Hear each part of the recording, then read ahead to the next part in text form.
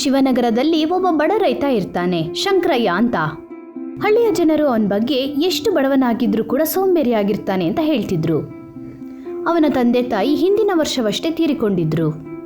ಆದ್ರಿಂದ ಮನೆ ಮತ್ತು ಹೊಲ ಗದ್ದೆಯಲ್ಲಿ ಎರಡರ ಹೊಣೆ ಅವನದಾಗಿತ್ತು. ಆದರೆ ಸೋಮಾರಿತನ ಅನ್ನೋದು ಅವನ ಜೀವನದಲ್ಲಿ ಒಂದು ದೊಡ್ಡ ಶಾಪವಾಗಿತ್ತು. ಇಡೀ ದಿನ ಹೊಲ ಗದ್ದೆಯಲ್ಲಿ ಕೆಲಸ ಮಾಡೋದಾಗ್ಲಿ, ಮನೆಯಲ್ಲಿ ನಿತ್ಯ ಕೆಲಸ ಮಾಡೋದು ಕೂಡ ಅವನಿಗೆ ಬೋರ್ ಆಗ್ತಿತ್ತು. ಶಂಕರಯ್ಯ ಒಂದಿನ ಅವನ ಹೊಲ ಗದ್ದೆ ಬಿಟ್ಟು ಮನೆ ಹತ್ರ ಓಡೋಡಿ ಬರ್ತಿರ್ತಾನೆ. ಅಯ್ಯೋ ದೇವ್ರೆ, ಈ ಹೊಲ ಉಳೋ ಕೆಲಸ ಇದೆಯಲ್ಲ, ಮತ್ತೆ ಈ ಎತ್ತುಗಳಿಗೆ ಮೇವು ಹಾಕೋದಿದೆಯಲ್ಲ, ಅದ್ರ ಜೊತೆಗೆ ಮನೇಲಿರೋ ಪಾತ್ರೆಗಳೆಲ್ಲ ತೊಳಿಬೇಕು. ಇದನ್ನ ನಾನು ಒಬ್ಬನೇ ಮಾಡಬೇಕಲ್ಲ. ನನ್ನ ಜೊತೆ ಯಾರಾದರೂ ಒಬ್ಬ ಇದ್ದಿದ್ರೆ ಇದೆಲ್ಲ ಮಾಡೋದಕ್ಕೆ ಎಷ್ಟು ಈಸಿ ಆಗ್ತಾ ಇತ್ತು. ಆಗ ನಾನು ನೆಮ್ಮದಿಯಾಗಿ ಮಲ್ಕೊಬಹುದಿತ್ತು. ಅವನು ಹಾಗೆ ನೆಲದ ಮೇಲೆ ಮಲಗಿಬಿಡ್ತಾನೆ. ಮತ್ತೆ ತಾರ್ಸಿ ನೋಡ್ಕೊಂಡು ಅವನಿಗವನೇ ಮಾತಾಡ್ತಿರ್ತಾನೆ. ಹಾ ಭಗವಂತ, ನನ್ನ ಜೀವನದಲ್ಲಿ ನನಗೋಸ್ಕರ ಯಾರಾದರೂ ಕೆಲಸ ಮಾಡೋರು ಇದ್ದಿದ್ರೆ ಅವಾಗ ನಾನು ಆರಾಮಾಗಿ ರೆಸ್ಟ್ ಮಾಡ್ಬೋದಿತ್ತು. ಆದ್ರೆ ನನ್ನ ಹಣೆ ಬರ ಸರಿ ಇಲ್ಲ. ಹೀಗೆ ಪ್ರತಿನಿತ್ಯ ಸುಮ್ಮನೆ ಕೂರೋದೇ ಅವನ ದಿನಚರಿ ಆಗ್ಬಿಡತ್ತೆ. ಬೆಳಗ್ಗೆ ವ್ಯವಸಾಯ, ಮಧ್ಯಾಹ್ನ ಮನೆ ಮತ್ತು ಸಾಯಂಕಾಲ ರಸ್ತೆ ತಿರುಗೋದು, ಮತ್ತೆ ರಾತ್ರಿ ಚೆನ್ನಾಗಿ ನಿದ್ದೆ ಮಾಡೋದು, ಇಷ್ಟೇ. ಆದರೆ ಒಂದು ದಿನ ಎಲ್ಲವೂ ಬದಲಾಗ್ಬಿಡತ್ತೆ. ಅವತ್ತು ಅವನು ಕೆಲಸ ಮುಗಿಸ್ಕೊಂಡು ಒಂದು ಬಾರ್ ಅಂಗಡಿಯಲ್ಲಿ ಬಂದು ಕೂತ್ಕೊಳ್ತಾನೆ. ಕೈಯಲ್ಲಿ ಬಾಟ್ಲ್ ಹಿಡ್ಕೊಂಡು ಏನೇನೋ ಮಾತಾಡ್ಕೊಂಡು ನಿಂತಿರ್ತಿದ್ದ. ಈ ಜೀವನ ನನಗೆ ಏನು ಕೊಟ್ಟಿದೆ? ಅಪ್ಪ ಅಮ್ಮ ಹೋದ್ರು, ಜವಾಬ್ದಾರಿ ತಲೆಗೆ ಬಂದಿದೆ, ಮತ್ತು ನಾನು ಈ ಜವಾಬ್ದಾರಿನೆಲ್ಲ ಹೊತ್ಕೊಂಡು ಬದುಕ್ತಾ ಇದ್ದೀನಿ. ಅವನ ದುಃಖದಲ್ಲೇ ಮಾತಾಡ್ಕೊಂಡಿರ್ತಾನೆ. ಆಗ ಒಬ್ಬ ಅಪರಿಚಿತ ವ್ಯಾಪಾರಿ ಬಂದು ಅವನ ಪಕ್ಕದಲ್ಲಿ ಕೂತ್ಕೊಳ್ತಾನೆ. ಆ ವ್ಯಾಪಾರಿ ಅವನ ಪರಿಸ್ಥಿತಿನ ನೋಡಿ ನಗ್ನಗ್ತಾ ಹೇಳ್ತಾನೆ, ನನಗನ್ಸುತ್ತೆ ಕಿಶನ್ ಬಾಬು, ನೀವು ಸ್ವಲ್ಪ ಟೆನ್ಷನ್ ಆಗಿದ್ದೀರಾ ಅಂತ. ಟೆನ್ಷನ್ನ? ಯಾರಿಗೆ ಟೆನ್ಷನ್ ಆಗತ್ತೆ ಅಂದರೆ ಅವನಿಗೆ ಜೀವನದಲ್ಲಿ ಭರವಸೆ ಇದ್ರೆ. ನನ್ನ ಹತ್ರ ಏನಿದೆ, ಬೆಳಗ್ಗೆಯಿಂದ ಸಂಜೆ ತನಕ ಕೆಲಸ ಮಾಡು, ಆದರೂ ನೆಮ್ಮದಿ ಇಲ್ಲ. ಆ ವ್ಯಾಪಾರಿ ತುಂಬ ಕೂಲಂಕುಷವಾಗಿ ಅವನ ಮಾತುಗಳನ್ನ ಕೇಳಿಸ್ಕೊಳ್ತಾನೆ. ಮತ್ತೆ ನಿಧಾನವಾಗಿ ಅವನಿಗೆ ಹೇಳ್ತಾನೆ, ನಿಮ್ಗೇನಾದ್ರೂ ಒಳ್ಳೆ ಗೆಳೆಯ ಸಿಕ್ಕರೆ ಹೇಗೆ? ನಿಮ್ಗೋಸ್ಕರ ಹೊಲದ ಕೆಲಸ ಮಾಡಿ, ಮನೆ ಕೆಲಸ ಮಾಡಿ, ನಿಮ್ಗೆ ಒಂದು ಕೆಲಸನೂ ಉಳಿಸ್ತಾ ಇರೋ ಥರ ಮಾಡಿದ್ರ ಆಗ. ಶಂಕರಯ್ಯಗ ಆಶ್ಚರ್ಯ ಆಯ್ತು. ಏನು, ಈ ಥರನೂ ಆಗತ್ತಾ? ಯಾರಾದ್ರೂ ಸುಮ್ಮನೆ ಈ ಥರ ಎಲ್ಲ ಯಾಕೆ ಮಾಡ್ತಾರೆ? ವ್ಯಾಪಾರಿಗೆ ನಗು ಬಂತು. ಮನುಷ್ಯ ಅಲ್ಲ, ರೋಬೋಟ್ ಮಾಡುತ್ತೆ. ಶಂಕರಯ್ಯನ ಕಣ್ಣುಗಳು ಬೆರಗಾದವು. ಅವನು ಮೊದಲನೇ ಸಲ ಈ ಪದವನ್ನ ಕೇಳಿದ್ದು. ರೋಬೋಟ್? ಇದೇನಿದು? ಒಂದ್ ಮಷಿನ್, ಕಬ್ಬಿಣದಿಂದ ಮಾಡಿರೋದು. ಇದಕ್ಕೆ ಮನುಷ್ಯನಿಗಿನ್ನ ಜಾಸ್ತಿ ಶಕ್ತಿ ಇದೆ. ಮತ್ತೆ ಇದ್ರ ಬುದ್ಧಿ ಹೇಳಿದ ಕೆಲ್ಸ ಬಿಟ್ಟು ಬೇರೇನೋ ಮಾಡೋದಿಲ್ಲ, ಗೊತ್ತಾಯ್ತಾ? ನಿಮ್ಗೆ ಹೊಲದ ಕೆಲ್ಸ ಮಾಡ್ಬೇಕಾ? ಅದನ್ನು ಮಾಡುತ್ತೆ. ಮನೆ ಕೆಲ್ಸ ಇದ್ರೆ ಅದನ್ನು ಆರಾಮಾಗಿ ಮಾಡುತ್ತೆ. ನೀವು ಆರಾಮಾಗಿ ರೆಸ್ಟ್ ಮಾಡಬಹುದು. ಶಂಕರಯ್ಯಂಗೆ ಒಳ್ಳೆ ಐಡಿಯಾ ಸಿಕ್ದಂಗಾಯ್ತು. ಅವನ ಮುಖದಲ್ಲಿ ಒಂಥರ ಆಶ್ಚರ್ಯ ಮತ್ತು ಖುಷಿ ಎರಡೂ ಇತ್ತು. ಅಣ್ಣ, ಆ ತರದ್ ರೋಬೋಟ್ ಏನಾದ್ರೂ ಇದ್ರೆ ನನಗ್ ಕೊಡ್ತೀಯಾ? ದಯವಿಟ್ಟು, ನಾನ್ ನನ್ನ ಕಷ್ಟದಿಂದ ದೂರ ಆಗ್ಬೇಕು ಅಂತ ಅನ್ಕೊಂಡಿದ್ದೀನಿ. ವ್ಯಾಪಾರಿ ನಗ್ತಾ ಇದ್ದ ಮತ್ತು ಅವನ ಕಣ್ಣುಗಳಲ್ಲಿ ಅವನು ಮೋಸ ಮಾಡೋ ಭಾವನೆ ಇತ್ತು. ನಿನಗಿಲ್ಲ ಅಂತ ಹೇಳ್ತೀನಾ? ನಾನ್ ನಿನಗೆ ನನ್ನ ರೋಬೋಟ್ ಕೊಡ್ತೀನಿ. ಆಗ ನಿನಗೆ ಭಾರ ಕಮ್ಮಿ ಆಗತ್ತೆ, ನನ್ಗೂ ಕೂಡ. ಅಂದ್ರೆ ಇಲ್ಲ, ಬೇರೇನೋ ಹೇಳ್ದೆ. ನಾನ್ ನಾಳೆನೆ ನಿನಗೆ ರೋಬೋಟ್ ಕೊಡ್ತೀನಿ, ಅದನ್ನು ನಿನ್ ಮನೆಗೆ ಬಂದು. ಮಾರನೇ ದಿನ ವ್ಯಾಪಾರಿ ಆ ರೋಬೋನ್ ಕರ್ಕೊಂಡು ಶಂಕರಯ್ಯನ ಮನೆಗೆ ಬರ್ತಾನೆ. ಅವನ ಜೊತೆ ಒಂದು ಕಬ್ಬಿಣದ ಉದ್ದವಾದ ರೋಬೋಟ್ ಇತ್ತು. ಅದರ ಮುಖ ದೊಡ್ಡದಾಗಿತ್ತು ಮತ್ತೆ ಅದರ ಕಣ್ಣುಗಳು ನೀಲಿಯಾಗಿತ್ತು. ಶಂಕರಯ್ಯಂಗಂತೂ ಏನೋ ಒಂದು ಉತ್ಸಾಹವಾಗಿತ್ತು. ನೋಡು ಕಿಶನ್ ಬಾಬು, ಇದೇ ನಿನ್ ಜೊತೆ ಇರೋ ಹೊಸ ರೋಬೋಟ್. ಇದ್ರ ಹೆಸರು R1. ಇದು ನೀನ್ ಹೇಳಿದ ಕೆಲ್ಸ ಎಲ್ಲ ಮಾಡುತ್ತೆ. ನೀನ್ ಬರೀ ಇದ್ರ ನೀಲಿ ಬಟನ್ ಅಮಕ್ಬೇಕು ಅಷ್ಟೇ. ನೀನ್ ಬರೀ ಹೇಳು, ಆಮೇಲೆ ನೋಡು. ಶಂಕರಯ್ಯ ಇಡೀ ದಿನ ವ್ಯಾಪಾರಿ ಜೊತೆ ರೋಬೋಟ್ ಬಗ್ಗೆ ತಿಳ್ಕೊಳ್ಳೋಕೆ ಪ್ರಯತ್ನ ಪಡ್ತಾ ಇರ್ತಾನೆ. ಶಂಕರಯ್ಯನ ಆದೇಶದಂತೆ ಅದು ಪಾತ್ರೆ ಎಲ್ಲ ತೊಳೆಯುತ್ತೆ. ಹಸುಗಳಿಗೆ ನೀರು ಕುಡಿಸೋದು, ಶಂಕರಯ್ಯನಿಗೋಸ್ಕರ ಟೀ ಮಾಡೋದು, ಇದೆಲ್ಲ ಮಾಡ್ತಿದ್ರಿಂದ R1 ಶಂಕರಯ್ಯನಿಗೆ ಒಂದು ವರದಾನ ಆಗ್ಬಿಟ್ಟಿರತ್ತೆ. ನನ್ನ ಜೀವನ ಹೇಗಿದೆ? ಈಗ ಎಲ್ಲ ಕೆಲ್ಸನೂ ರೋಬೋಟೇ ಮಾಡುತ್ತೆ. ನಾನೀಗ ಆರಾಮಾಗಿ ರೆಸ್ಟ್ ಮಾಡಬಹುದು. ಶಂಕರಯ್ಯನ ಜೀವನ ಬದಲಾಗ್ಬಿಟ್ಟಿರತ್ತೆ. ಅವನಂತೂ ಇವಾಗ ಒಂದೇ ಒಂದು ಕೆಲಸ ಮಾಡ್ತಿರ್ತಾನೆ. ಹಳ್ಳಿಲಿದ್ದ ಎಲೆಕ್ಟ್ರಿಕಲ್ ಫ್ಯಾಕ್ಟ್ರಿಯಿಂದ ರೋಬೋಟ್ಗೋಸ್ಕರ ಬ್ಯಾಟ್ರಿ ತರೋದು, ವೈರ್ಗಳು ಮತ್ತೆ ಸೆಲ್ ತರೋದಷ್ಟೇ. ಅದು ಸರಿಯಾಗಿ ಹಾಕ್ದಾಗ್ಲೇ ಆ ರೋಬೋಟ್ ಕೆಲಸ ಮಾಡ್ತಾ ಇದ್ದಿದ್ದು. ಈಗ ಇದೇ ಶಂಕರಯ್ಯನ ಒಂದು ಜೀವನ ಆಗ್ಬಿಟ್ಟಿತ್ತು. ನೋಡ್ತಾ ನೋಡ್ತಾ ತಿಂಗಳುಗಳೇ ಕಳೆದೋದ್ವು. ಮತ್ತೆ ಶಂಕರಯ್ಯ ಎಷ್ಟು ಖುಷಿಯಾಗಿದ್ನೋ ನೋಡ್ತಾ ನೋಡ್ತಾ ಅಷ್ಟೇ ದುಃಖಿತವಾಗಿರ್ತಾನೆ. ಯಾಕಂದ್ರೆ ಅವನು ರೋಬೋಟ್ನ ಒಂದು ರೂಪ ನೋಡ್ತಿದ್ದ, ಅದು ಅವನು ಊಹಿಸೇ ಇರಲಿಲ್ಲ. ಅಯ್ಯೋ, ಇದೇನು? ಸೂರ್ಯ ಆಲ್ರೆಡಿ ಹುಟ್ಟಾಯ್ತು, ನೀನಿನ್ನೂ ಮನೆಯಲ್ಲೇ ಇದೀಯಾ? ಇದು ಸರಿ ಇಲ್ಲ. ಹೋಗು, ಹೊಲಕ್ಕೋಗು, ಹೋಗಿ ನೀನ್ ಕೆಲಸ ಮಾಡು. ಕೆಲಸಗಳು ತಡವಾಗ್ತಿರೋದನ್ನ ನೋಡಿ ಶಂಕರಯ್ಯ ರೋಬೋಟ್ಗೆ ಆದೇಶ ನೀಡ್ತಾನೆ. ಆದರೆ ಪ್ರತಿದಿನ ಶಂಕರಯ್ಯನ ಮಾತುಗಳನ್ನ ಕೇಳ್ತಾ ಇದ್ದ ರೋಬೋ ಅವತ್ತು ಅಲ್ಲೇ ನಿಂತಿತ್ತು. ಅಯ್ಯೋ, ಏನ್ ಕಿವುಡನ ನೀನು? ಯಾಕೆ ಕೇಳಿಸ್ತಾ ಇಲ್ವಾ? ಹೋಗಿ ಕೆಲಸ ಮಾಡು, ಕೆಲಸ ಮುಗಿಸು ಅನ್ನಲ್ಲ.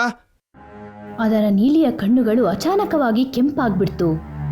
ಶಂಕರಯ್ಯ ಇನ್ನೊಂದು ಬಾರಿ ಜೋರಾಗಿ ಕೂಗಾಡ್ತಾ ರೋಬೋಗೆ ಆದೇಶ ನೀಡ್ತಾನೆ. ಆದ್ರೆ ಅವನ ಕೂಗಾಟಕ್ಕೆ ಉತ್ತರ ಏನೂ ಸಿಗ್ಲಿಲ್ಲ. ನಾನಲ್ಲ, ನೀನು ಹೊಲದಲ್ಲಿ ಹೋಗಿ ಕೆಲಸ ಮಾಡ್ಬೇಕಾಗತ್ತೆ. ರೋಬೋಟ್ನ ಈ ಉತ್ತರವನ್ನ ಕೇಳಿ ಶಂಕರಯ್ಯ ಗಾಬರಿ ಬೀಳ್ತಾನೆ. ಅವನಿಗೆ ಅರ್ಥನೇ ಆಗಲ್ಲ ಈ ರೋಬೋಗೆ ಏನಾಗಿದೆ ಅಂತ. ಏನು? ಏನ್ ಹೇಳ್ದೆ ನೀನು? ನಾನು ಹೊಲದಲ್ಲಿ ಹೋಗಿ ಕೆಲಸ ಮಾಡ್ಬೇಕಾ? ಹಾಗಾದ್ರೆ ನೀನೇನ್ ಮಾಡ್ತೀಯಾ? ನಾನ್ ನಿನ್ನ ಇಲ್ಲಿ ಕರ್ಕೊಂಬಂದಿರೋದು ಯಾಕೆ?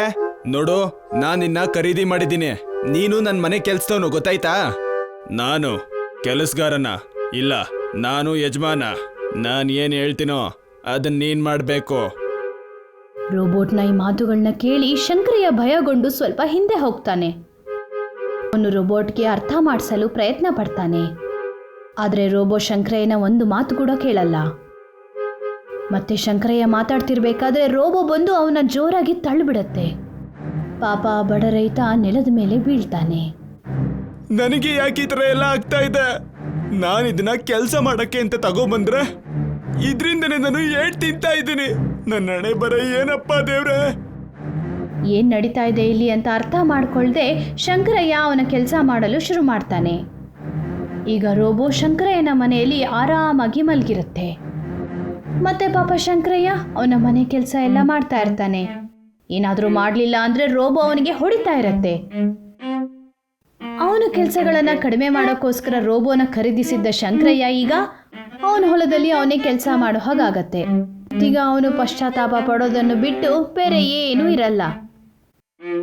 ನೋಡು ನಿನ್ನ ಹಣೆ ಬರೇನ, ನಿನ್ ಸೋಂಬೇರಿತನದ ಪರಿಣಾಮ ನೋಡು ಏನಾಯ್ತು ಅಂತ. ಅವನ ಹತ್ರ ಇದನ್ನ ತಗೊಳ್ಳೋ ಅವಶ್ಯಕತೆ ನಿನಗೇನಿತ್ತು ಅಂತ. ತಪ್ಪಾಗೋಯ್ತು, ದೊಡ್ಡ ತಪ್ಪಾಗೋಯ್ತು ನನ್ನಿಂದ. ಆದ್ರೆ ಇದಕ್ಕೆ ನಾನು ಪಾಠ ಕಲಿಸ್ತೀನಿ. ಆ ವ್ಯಾಪಾರಿ ನನ್ನ ಕಣ್ಣೆದುರುಗಡೆ ಏನಾದ್ರೂ ಬಂದ ಅಂತಂದ್ರೆ ಆಗ ನಾನಂತೂ. ಶಂಕರಯ್ಯನ ಹೃದಯದಲ್ಲಿ ಈಗ ಕೋಪದ ಜ್ವಾಲೆ ಮೂಡಿ ಬಂದಿರುತ್ತೆ. ಅವನೀಗಂತೂ ಪ್ರತಿದಿನ ಬಾರಂಗಡಿಗೆ ಹೋಗೋದು, ಆ ವ್ಯಾಪಾರಿಗೆ ಕಾಯ್ಕೊಳ್ತಾ ಕೂತ್ಕೊಂಡು ಚೆನ್ನಾಗಿ ಕಂಠ ಪೂರ್ತಿ ಕುಡಿತಾ ಇದ್ದ.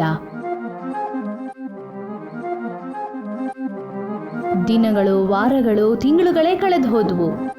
ಆದರೆ ಆ ವ್ಯಾಪಾರಿ ಅಂತೂ ಅಲ್ಲಿ ಬರಲೇ ಇಲ್ಲ. ಈಗಂತೂ ಹೊಲ ಗದ್ದೆಯಲ್ಲಿ ಕೆಲಸ ಮಾಡ್ತಾ ಹೊರೆಗಳನ್ನು ಹೊತ್ತು ಸುಸ್ತಾಗಿ ಬಿಟ್ಟಿರ್ತಾನೆ. ಆಗ ಒಂದು ದಿನ ವ್ಯಾಪಾರಿ ಅವನ ಹೊಲಕ್ಕೆ ಬರ್ತಾನೆ.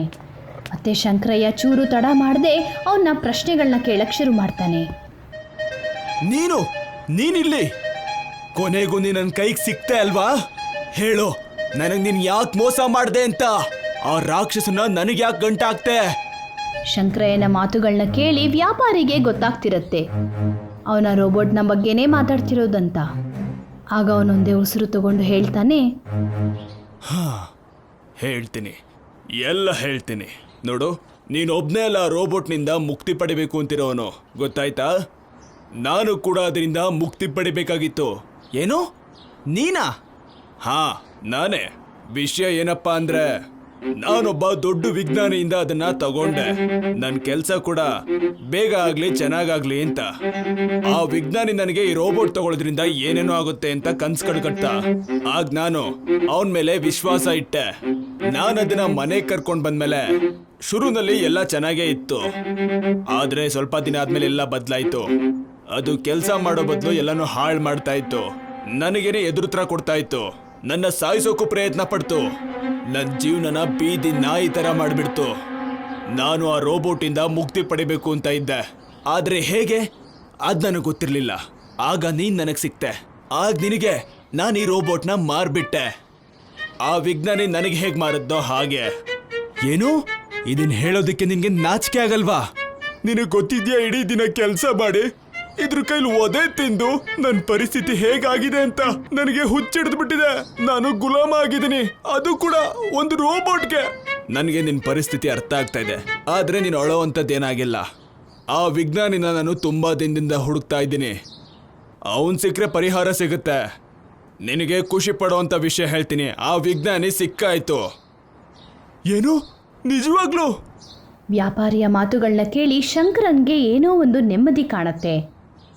ಮತ್ತೆ ಈಗ ಅವರಿಬ್ರು ಸೇರ್ಕೊಂಡು ಆ ಕೆಟ್ಟ ರೋಬೋಟ್ಗೆ ಪಾಠ ಕಲಿಸ್ಬೇಕು ಅಂದ್ಕೊಳ್ತಾರೆ. ಅವರಿಬ್ರು ಅವತ್ತಿನ ರಾತ್ರಿ ಮೆಲ್ಲಿಗೆ ಶಂಕರಯ್ಯನ ಮನೆಗೆ ಬರ್ತಾರೆ. ಮನೆ ಒಳಗಡೆ ರೋಬೋ ಸ್ಲೀಪಿಂಗ್ ಮೋಡಲ್ಲಿ ಇರುತ್ತೆ. ಈಗ ನೋಡು ತಮಾಷೆನ. ಬಾ ಶಂಕರ್, ಇದು ಸ್ಲೀಪಿಂಗ್ ಮೋಡಲ್ಲಿದೆ. ಆ ವಿಜ್ಞಾನಿ ನನಗೆ ಮೊದಲೇ ಹೇಳಿದ್ದ, ಅದರಲ್ಲಿರೋ ರೆಡ್ ಚಿಪ್ನ ತೆಗೆದ್ರೆ ಸಾಕು, ಆಗ ಈ ರೋಬೋಟ್ ಯಾವಾಗ್ಲೂ ಮಲ್ಗೆ ಇರುತ್ತೆ. ಸರಿ ನಡಿ. ಶಂಕರಯ್ಯ ಮತ್ತೆ ವ್ಯಾಪಾರಿ ಏನು ಅನ್ಕೊಳ್ತಿದ್ರೋ ಅದೇ ಆಗ್ತಿರುತ್ತೆ. ಅವರಿಬ್ರು ಮೆಲ್ಲಿಗೆ ಹೆಜ್ಜೆ ಇಟ್ಕೊಂಡು ಒಳಗೆ ಬರ್ತಾರೆ. ಮತ್ತೆ ಅವರ ಕೆಲಸ ಮಾಡಕ್ ಶುರು ಮಾಡ್ತಾರೆ. ಮೊದಲು ವ್ಯಾಪಾರಿ ಆ ರೋಬೋ ಹಿಂದೆ ಇದ್ದ ಸ್ವಿಚ್ ಆಫ್ ಬಟನ್ನ ನೋಡಿ ಅದನ್ನ ಪ್ರೆಸ್ ಮಾಡಿ ಅದರ ಚಲನೆಗಳನ್ನ ಸ್ಟಾಪ್ ಮಾಡ್ತಾನೆ. ಆಗ ಅವರು ಚಿಪ್ ತೆಗೆಯೋ ಟೈಮ್ನಲ್ಲಿ ಅದು ಎದ್ದೇಳಬಾರ್ದು ಅಂತ. ಮತ್ತೆ ಅದರ ಹಾರ್ಟ್ ಮೇಲಿದ್ದ ಚಿಪ್ನ ನೋಡಿ ಅವರು ಸೈಂಟಿಫಿಕ್ ನಂಬರ್ಸ್ನ ಪ್ರೆಸ್ ಮಾಡ್ತಾರೆ. ಆಗ ಸ್ಕ್ರೀನ್ ಓಪನ್ ಆಗುತ್ತೆ. ಮತ್ತೆ ಅದರೊಳಗಿಂದ ಒಂದು ರೆಡ್ ಚಿಪ್ ಹೊರಗೆ ಬರುತ್ತೆ. ಅಯ್ಯೋ ದೇವ್ರೆ, ಇದಂತೂ ಭಯಂಕರವಾಗಿದೆ. ಸರಿಯಾಗಿ ಹೇಳ್ದೆ. ನಿನಗೆ ಗೊತ್ತಿದ್ಯಾ, ಈ ರೆಡ್ ಚಿಪ್ ಇಂದಾನೆ ಈ ರೋಬೋಟ್ ನಮ್ಗೆ ಹಿಂಸೆ ಕೊಡ್ತಾ ಇರೋದು. ಆ ವಿಜ್ಞಾನಿ ಹೇಳ್ದ ಇದ್ರೊಳಗಡೆ ಒಂದು ಗ್ರೀನ್ ಚಿಪ್ ಇದೆಯಂತೆ, ಅದರಿಂದನೇ ಇದು ಒಳ್ಳೆ ಕೆಲಸ ಮಾಡುತ್ತಂತೆ. ಆದ್ರೆ ಇದ್ರೊಳಗಡೆ ವೈರಸ್ ಹೋಗಿದೆ. ಅದೇ ಕಾರಣಕ್ಕೆ ಈ ಗ್ರೀನ್ ಚಿಪ್ಪು ರೆಡ್ ಆಗಿ ಬದಲಾಗುತ್ತೆ. ಆಗ ರೋಬೋಟ್ ಹಿಂಸೆ ಕೊಡೋದನ್ನ ಶುರು ಮಾಡುತ್ತೆ. ಓ, ಈಗ ಗೊತ್ತಾಯ್ತು. ಏನಾದ್ರೂ ಆಗಿರ್ಲಿ, ಈಗ ಇದ್ರಿಂದ ಮುಕ್ತಿ ಸಿಕ್ತಲ್ಲ, ಅಷ್ಟ್ ಸಾಕು. ಈಗ ನಾನು ಆಣೆ ಮಾಡಿ ಹೇಳ್ತೀನಿ, ನನ್ ಕೆಲ್ಸನ ನಾನೇ ಮಾಡ್ಕೋತೀನಿ. ಈ ಹಾಳಾದ ರೋಬೋಟ್ ಕೈಯಲ್ಲಿ ನನ್ ಸಿಗಾಕೊಳ್ಳೋದೇ ಬೇಡ. ತಗೊಂಡೋಗು. ಶಂಕರಯ್ಯನ ಮಾತುಗಳನ್ನ ಕೇಳಿ ವ್ಯಾಪಾರಿ ಜೋರಾಗಿ ನಗಕ್ ಶುರು ಮಾಡ್ತಾನೆ. ಅಂತ್ಯದಲ್ಲಿ ಎಲ್ಲವೂ ಸುಖವಾಗತ್ತೆ. ಇಬ್ಬರಿಗೂ ಅವರ ತಪ್ಪಿನ ಬಗ್ಗೆ ಅರಿವಾಗತ್ತೆ. ಚಿಪ್ ತೆಗೆದ್ಮೇಲೆ ವ್ಯಾಪಾರಿ ರೋಬೋನ ಕರ್ಕೊಂಡು ಅವನ ವಿಜ್ಞಾನಿ ಫ್ರೆಂಡ್ ಹತ್ರ ಕರ್ಕೊಂಡು ಹೋಗ್ತಾನೆ. ಮತ್ತೆ ಶಂಕರಯ್ಯ ಅವನ ಜೀವನವನ್ನ ಖುಷಿಯಾಗಿ ನಡೆಸಲು ಶುರು ಮಾಡ್ತಾನೆ.